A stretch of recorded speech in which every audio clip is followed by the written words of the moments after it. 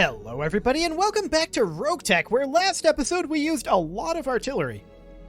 There's no doubt about that, and it took a while because there were no LOSs anywhere to be found. We've got a few repairs to do, and we're going to tick forward. We're probably going to end up hitting the month tick here. In fact, I'm pretty sure that we are, but that should get everything back in a pretty good amount of time after that. We've got plenty of funds. We've got nothing to worry about whatsoever here. So let's tick forward, get all of our mechs repaired. Although, before we continue ticking forward, I want to think a bit about our Magcat Mark II. Because I'm feeling a bit underwhelmed with it recently. And I think that we can probably make it quite a lot stronger. How? What if we made it essentially Salamander 2 Electric Boogaloo? That's my question. What if we were to go down and we were to run something along the lines of, again, dual MRM 40s, which I believe we have. We could also potentially run like LRM 20 Zeus's. That's 10 tons. MRM 40s are 12 tons. So we drop the rocket 20s, absolutely. No doubt about that. We slot in the MRM 40s. We probably drop the quad medium lasers. We may come back to those. We're going to drop the Gauss rifles as well. And the Gauss ammo. For now... Oh, this is new. Save as and restore as? Cool. That's an undocumented change, I think. We're going to max out that armor, though. We've already got clan structure on this.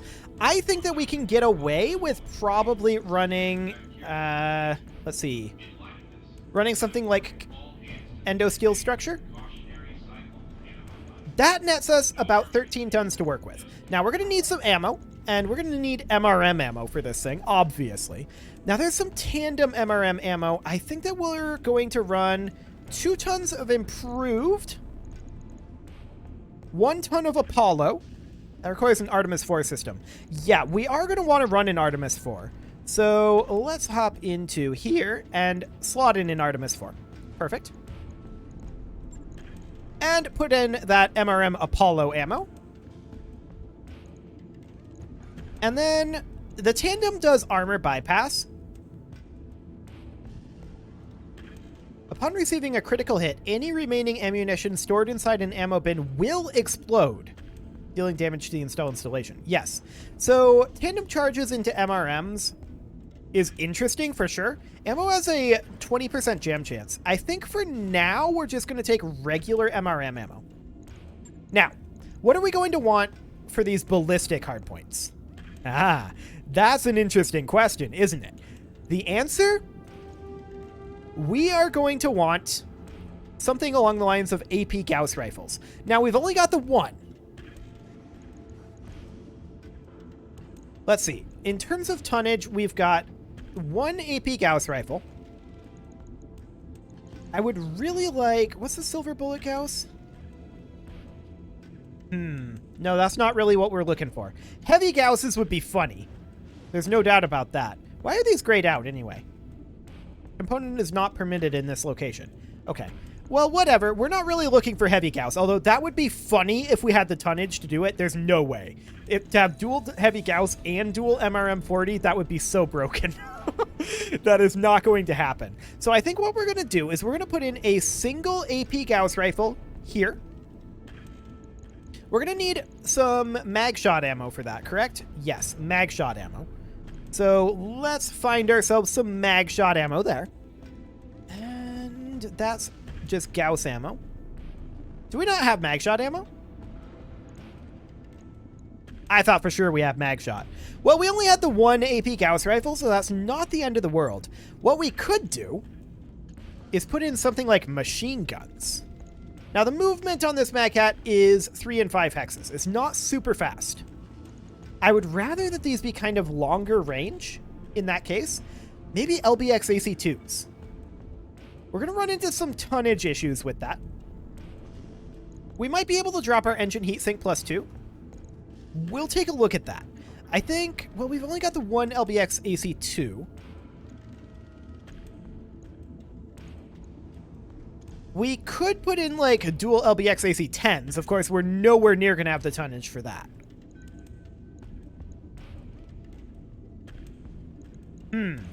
That's actually a more complicated question than I was anticipating because of our lack of ammo. I was actually planning on putting in dual AP Gauss rifles, but apparently that's not going to happen.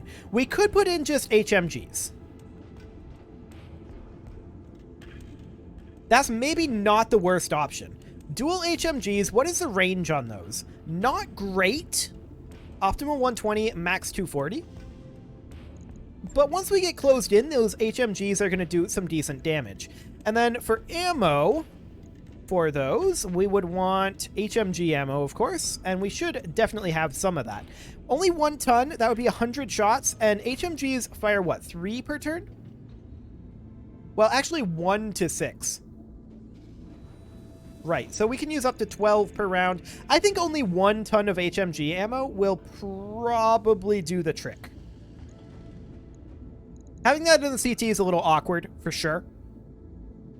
But where else would we want it? Just out in the arm? I suppose we could, but I feel like it's more vulnerable there.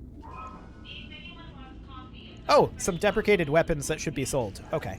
Good to know. We'll probably do that at some point, if I remember. Or rather, deprecated ammo. Okay, so at this point, we've got 6 tons remaining, and we've got 4 hardpoints for laser weapons. Here is my idea. I want these to be pulse lasers. Specifically, I want them to be medium pulse lasers, if we've got them. Pretty sure we have medium pulses. Oh yeah, we've got plenty. They're 2 tons each. So the question is, how much heat is this going to be? Actually, quite a lot. So if we have, say, just regular medium pulse lasers, like this. Yeah, we're going to be a little overweight like that. But that puts us 2 tons overweight, and our heat efficiency is not good at all. So that is with the +2 engine heat sinks. So let's actually drop 2 of these down to small pulse lasers. We're going to do a clan small pulse and a small pulse laser. Now, a lot of these we're probably not going to be able to utilize. We need to keep that in mind. We can also run a micro clan pulse laser, but I'm not really feeling that. The other option is we could instead try to run like medium heavy lasers or something, but I don't think that's worth it. I don't think that's worth it at all. But no, I was thinking about maybe swapping these for LRM-20 Zeus's. I think that would require a rethinking of the ballistic weapons, and I don't really want to get into that at this point. So I think that's fine. This engine core has a heatsink cap of +2. But yeah, we could theoretically put LRM-20 Zeus's in here and save some tonnage on the MRM-40s. That said, an LRM-20 Zeus is still less damage than an MRM-40. So I think we'll hold off on that for the time being. And we need to just keep in mind that most of these pulse lasers we're honestly not even going to shoot most of the time. So maybe we drop them off as well and just go for the medium lasers.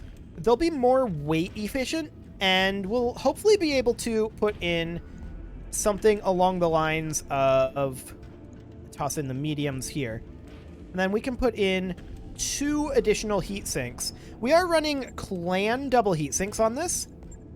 Do we have any clan double heat sinks?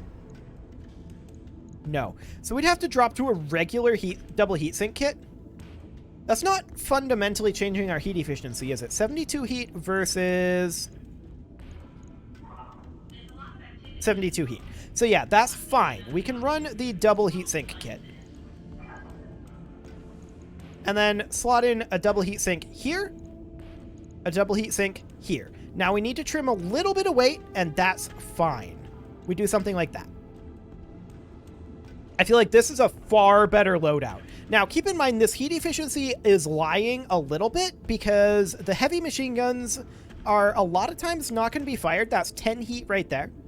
And then the medium lasers are also going to be very toggleable. So that's going to be like 18, so 36 total heat. So call it 46 heat here.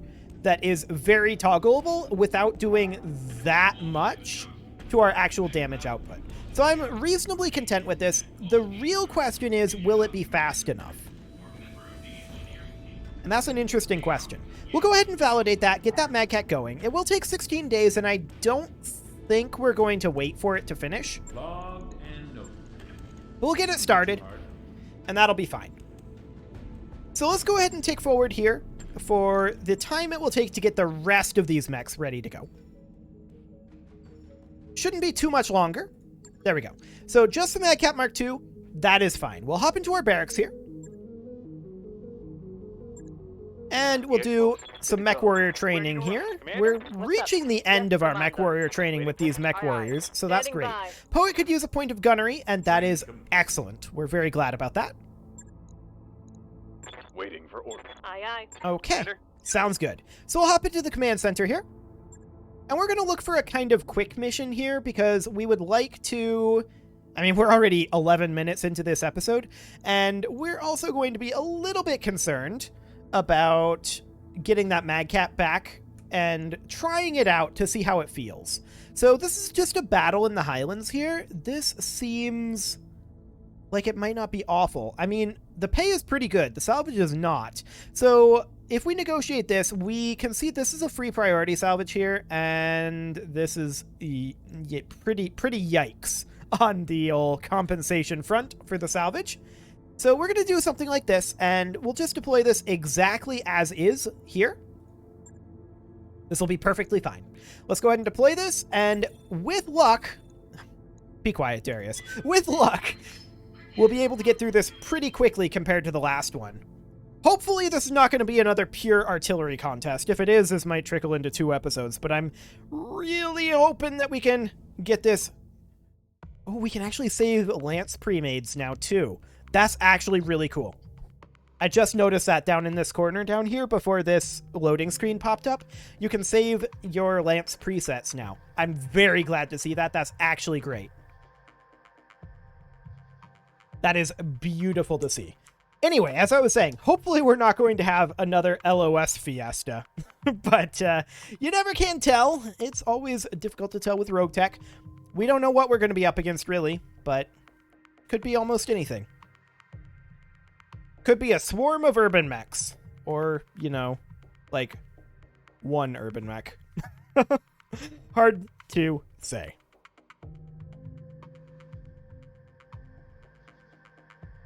But we need to find and destroy the pirate units. We believe that the local pirate organization has landed an elite lance on Carver.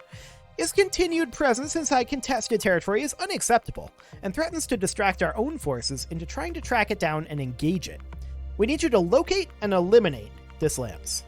These guys are that hard to track down. They must be pretty competent. Expect a tough fight, Commander. And I do have to say, there has been a change made in RogueTech. Weapons online.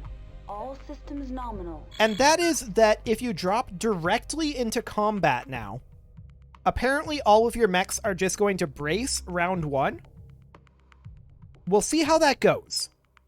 But that's apparently a change that has been made. Also, I see in the known issues in the Discord, don't touch the hot drop button. Okay. I guess we'll see if there's a hot drop button to not touch. Command interface initiated. This is kind of gooey looking. Okay. This does feel like a trap. Okay, we have allies. Always good. This is quite the terrain. We don't have very many drop options here. I think we'll drop over here where we can dip back into this cover or press forward. The land is more plasticky than I'm used to. That's for sure.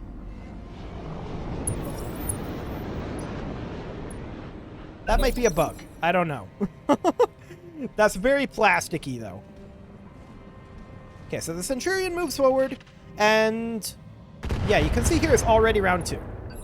So we dropped into combat, and it immediately went to round 2. That means that we no longer have to reserve, and we no longer have that first round without sensors. That's kind of good, actually. Who do we move here? The Orion? We have rear arc on 2 of them. We're going to move up to here, and the Orion is going to fire on the Victor. Oh, this is just free. Look at how free this is. Insane. Now, the Victor does have 6 evasive pips, but we still have 92% hit odds here. RogueTech, are you okay? I'm not used to this sort of thing. Locked on rear armor.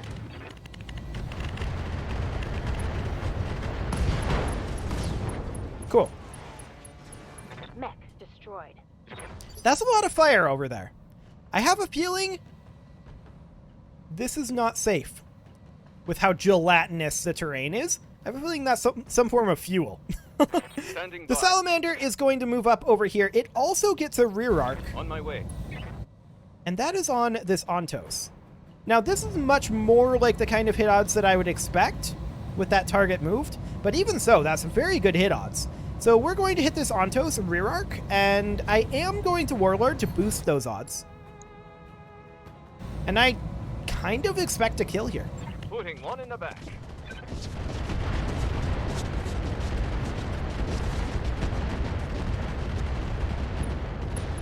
Structure exposure.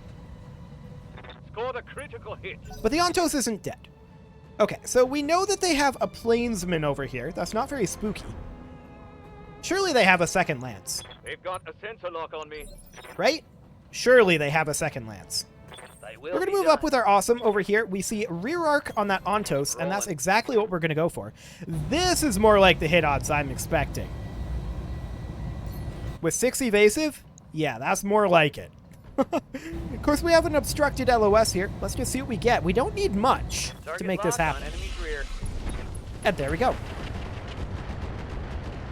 I mean, their positioning was really wacky, right? But Enemy down. I don't know. I kind of feel like this is a soft buff. This whole starting on round 2 thing.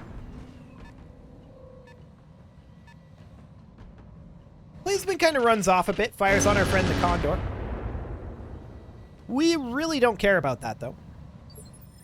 So I'm kind of wondering, if this is fuel on the ground or something, will our artillery cause this to happen? Or was that caused by that Zeus blowing up? I live to Yeah. serve. The questions, right? We're going to move forward with our Mauler, I'll race ya. and we're going to fire on that Plainsman. Just an LRM-10. Nothing too major. Yep. Absolutely nothing too major there. Negative damage. Hunter moves up. Fires on the Plainsman. Gets a whole lot of nothing. Excellent. I'm here. Our Battlemaster needs LOS, so it's just going to move up. There's a unit out there that we don't see as well.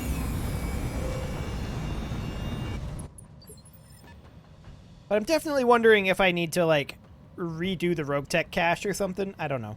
I hear ya. We'll see. The Boar's Head is going to move up. Because some of these just don't look right. Right? Like, I don't know. Maybe it's a special thing. But I haven't seen it before. We're going to fire on the Plainsman, see what happens. Be good. If anything was going to cause, like, gasoline on the ground to burn, I would have thought it would have been that artillery. So I'm leaning towards believing that that was caused by the Zeus blowing up, Going full throttle. and that we are experiencing a bit of a graphical bug. We'll see if it recurs, and we will also see if maybe RogueTech issues a patch for it or something. Hard to say. For now, we're going to fire on the Plainsman. A little bit of damage there. And we're hoping that we find that other unit quick. Like, this has been a very quick mission if they don't have anything else. You can see there that that spread out like some incendiary effects. Absolutely should have done this if there was some sort of a weird gasoline on the ground thing going on. That doesn't appear to be the case. The ground is just more liquid than we would expect. That's for sure. We should try to move into this and see what happens.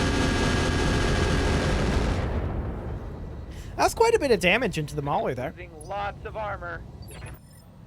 That is Ebola Infernus. Okay, good to know. And we have LOS on it, so it's also super dead. Now, it does have a stealth field generator, so we're going to have a bit of a harder time hitting it. Oh, this is the hot drop button. In the known issues, it says don't use that. But if you can hot drop one of your other mechs to, like, replace this Orion, that would be a game changer. I'm not going to touch it. It says not to in the Discord. So we're not going to do that. We're just going to fire at the bullet in furnace. We have found the button.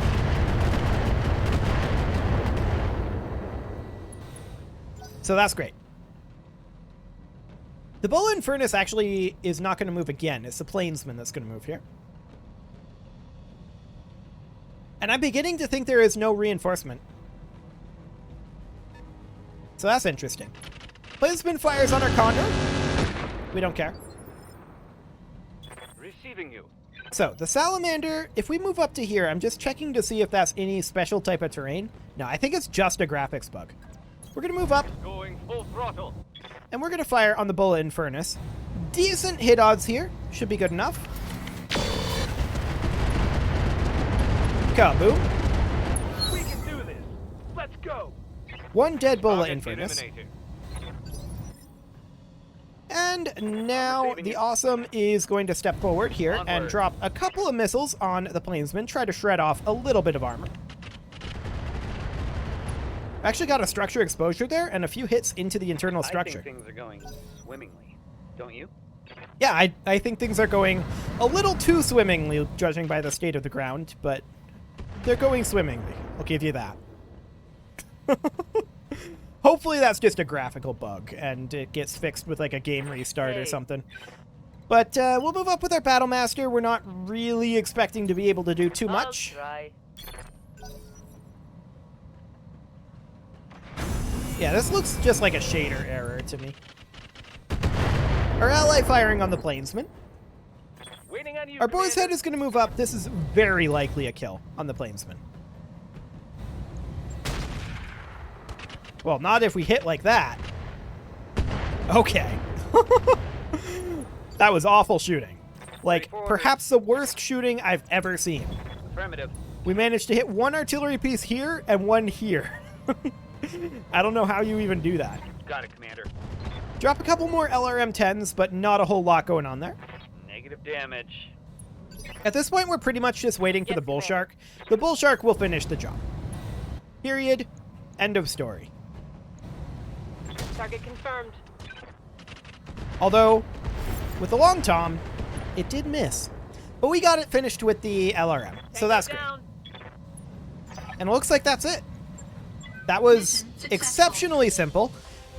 Did we even take damage? Yeah, we did. We did take damage. That bullet in furnace got that decent salvo off on our mauler. So the mauler's going to take a little time to repair, but that's okay. I'm definitely intrigued by that hot drop button, but it explicitly says not to use it yet, so we'll not do that. Definitely interesting, and could be a massive game changer to the strategy of RogueTech. Anything good in here? Not really. We have a stealth armor, right? Yeah, we have two of them. So I think we'll just take the Ontos part for scrapping. Or would the bullet in furnace be better? Actually, the bullet in furnace is worth more. So we'll take that. LRM-5 Zeus. LRM-5s. Lol. The FCS energy accuracy we'll keep, for sure. Guardian ECM, we can get rid of that. We have a couple. And LRM ammo. Beautiful. And it is about time to put a cut in here, so that was a nice and short mission. That was shorter than I anticipated. I honestly thought that they'd have a second lance, but I mean, if they're going to just spawn with their backs to us and keep their backs to us, okay. If that's what they want to do, I'm not going to stop them, but they shouldn't do that. They really shouldn't do that. I honestly... That's a situation that wouldn't have happened if RogueTech had not made the change to have the brace happen round 1 in combat, right? That would have been more difficult to deal with under the old system. I'm not going to call the new system bad with just that under my belt, but it would have been more difficult under the old system. in that particular situation. We'll continue to feel it out, and I don't really have any strong opinion on it one way or the other right now. However, it is time to put a cut in here, so I'm going to go ahead and do that, and next episode, we're going to keep trying that out, and maybe that hot drop button will be ready by tomorrow. We'll see. You can leave your offerings to the engagement gods in the form of likes, comments, subscribes, and bell ringings, and I will see you all next time.